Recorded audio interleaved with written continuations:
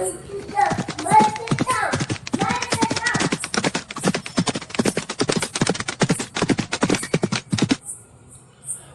நண்பர்களே.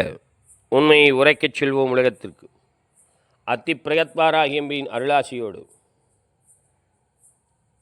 ஐப்பசி மாதத்தில் கடகராசிக்கு என்ன பலன் நடக்கும் என்பதை பார்க்கலாம் வாங்க. பதிவை பார்ப்பதற்கு முன் நமது வளர்வாராகி யூடியூப் சேனலை சப்ஸ்கிரைப் பண்ணுங்கள், லைக் பண்ணுங்கள், ஷேர் பண்ணுங்கள், நண்பர்களிடம் பகிருங்கள். நண்பர்களே, கடகராசி நண்பர்களே, இந்த மாதத்தில் அதிசாரம் பெற்று உங்களுடைய ராசியில், கடகராசியில் முழுச்சுவர் என்று சொல்லக்கூடிய குரு பகவான் அதிசாரம் பெற்று பயிற்சி ஆகிறார். ஒரு 25 நாள் அங்கே இருக்கத்தான் போகிறார்.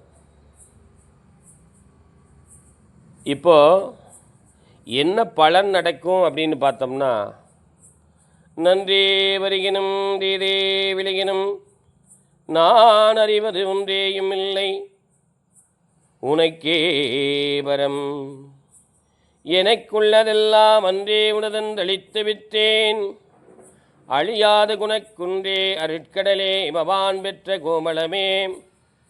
அபிராமி அந்தாதியில் 95வது பாடல்.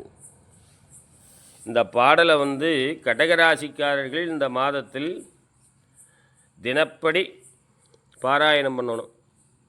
அப்படி பாராயணம் பண்ண எதுக்காக சொல்கிறாங்க அப்படின்னு சொன்னோம்னா, ஜென்மத்தில் குரு பகவான் 9ஆம் இடத்துல சனி பகவானாகப்பட்டவர் வக்ரம் பெற்று 8ஆம் இடத்தில் ராகு, 2ஆம் இடத்தில் நீச்சம் பெறுகிறார். இப்படிப்பட்ட நிலை இது அசாதாரணமான, அதாவது இதுவரைக்கும் இருந்த நிலைகள் கொஞ்சம் கொஞ்சமாக மாறும். உடல் ரீதியாக கால் பாகம், இடுப்புக்கு கீழே வலி வேதனைகளை ஏற்படுத்தும், நீர் அதிகமாகும், உடல் பெருக்கம் ஏற்படும். உடல் வெயிட் போடுறதுக்கெல்லாம் இந்த மாதம் ஏதுவாக இருக்குது. அதுக்கு தகுந்தாற்போல் உணவு கட்டுப்பாடு தேவை. அதே போல் வாசம் செய்கிற இடம், அதாவது எங்கே வசிக்கிறீங்களோ அல்லது பிறந்த இடமோ அந்த இடத்தை விட்டு இடப்பெயர்ச்சி, வெளியூர் பிரயாணம், இதெல்லாம் இந்த மாதத்தில் நடக்கக்கூடிய ஒரு அமைப்பெல்லாம் சேரும். கணவன் மனைவியிடையே சுமூகமான நிலை தான் வரும்.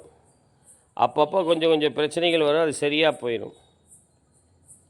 அதே போல் தாப்பனார் வகையில் இருந்த குழப்பம் இந்த மாதத்தில் கொஞ்சம் தீரும். என குரு பகவான் பார்க்கிறார் 9ஆம் பாவகத்தை. 9ஆம் பாவகாதிபதியை உச்சம் பெற்று பார்க்கும் பொழுது 9ஆம் பாவகத்தில் இருக்கக்கூடிய சனி பகவான், வக்கரம் பெற்று இருக்கக்கூடிய சனி பகவான் குழப்பங்களையும் மன அமைதியின்மையும் நோய் பெருக்கத்தையும் கொடுக்கக்கூடிய அமைப்பில் இருக்கக்கூடிய சனி பகவானை பார்க்கக்கூடிய கிரகம் குரு பகவான். அதனால் தகப்பனார் வகையில் இருக்கக்கூடிய குழப்பங்கள், மன அமைதியின்மை, நோய் நொடி தொந்தரவுகள், இதையெல்லாம் கொஞ்சம் விலகிறதுக்கு உண்டான வாய்ப்புகள் உண்டு. தாயார் வகையில் அப்படின்னு சொல்லி பார்த்தோம்னா, தாயார் ஸ்தானாதிபதி நல்லாவே இருக்கார், ஒன்றும் பிரச்சனை இல்லைங்கிற மாதிரி இருப்பார். பிள்ளைகள் வகையில் எந்த விதமான பிரச்சனைகளும் இருக்காது, அப்படியே போகும். ஆனால் அதே சமயத்தில் கடகராசிக்காரர்களுக்கு நோய்வாய்ப்படுறதும் பண வருவாய் தட்டுப்பாடுகளை ஏற்படுத்தக்கூடிய ஒரு அமைப்பு வரும்னு நினைக்கக்கூடியது கூட கொஞ்சம் தடைகளை ஏற்படுத்தக்கூடிய ஒரு அமைப்பு. எதுவுமே பிரச்சனை இல்லை, ஆனால் வீட்டில் மன அமைதி இல்லை அப்படிங்கிற மாதிரி ஒரு அமைப்பெல்லாம் சேரும். அதில் நீங்கள் அம்பாள் வழிபாடு மிகவும் அவசியம். மேக்சிமம் இப்போ இதில் கடகராசிக்காரர்கள் அம்பாளை வழிபாடு செய்யக்கூடியவர்கள். அதில் நான் முதல்ல அந்த 95வது பாடலை சொன்னேன் இல்லையா, அந்த பாடலை அடிக்கடி பாராயணம் பண்ணுறது ரொம்ப சிறப்பு. அதாவது பெருமாளை வழிபாடு செய்யக்கூடியவர்கள் லக்ஷ்மி நரசிம்மரை வழிபாடு செய்யலாம்.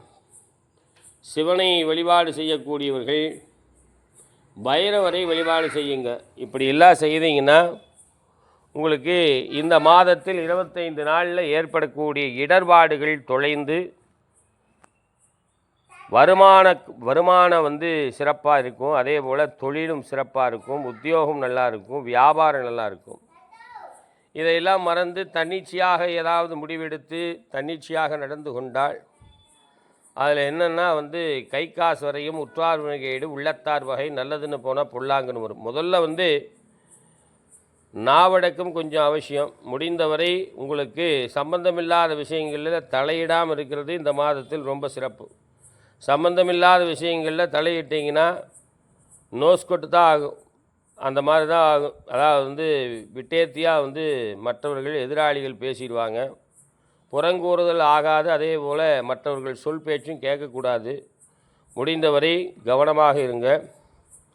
அதே போல் சகோதரத்தன்மை கம்யூனிகேஷன் தரப்பில் நல்ல விதமாக இருக்கும்.